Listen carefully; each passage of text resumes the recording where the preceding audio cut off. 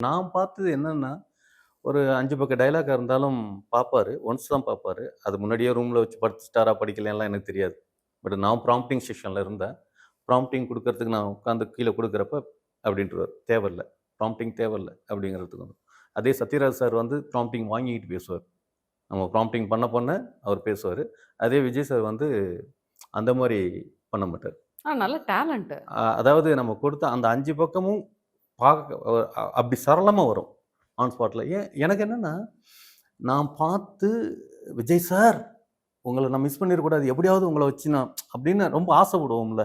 அந்த மாரிலாம் ஒரு இமேஜினேஷனுக்குள்ளார நம்ம வாழ்வோம்ல. அப்படியெல்லாம் ஒரு பார்த்த பிரம்மாண்ட மனுஷன், இன்னைக்கு வந்து ஒரு காமெடி பீஸ் ஆகி, ஒரு கையில ஒரு ஒரு ஒரு கொஞ்சம் ஒரு பேப்பர வச்சுக்கிட்டு, ஒரு 2 பேப்பர கூட வச்சுக்கிட்டு பேச முடியாம, அத திணறி திணறிட்டு இருக்கிறதெல்லாம் அப்ப அரசியல் ஒரு மனிதன, ஒரு ஹீரோவ அரசியல் வந்து ஜோக்கரா கூட மாத்தும். அப்படிங்கிறது மாரி தான் என்னோட ஃபீல்.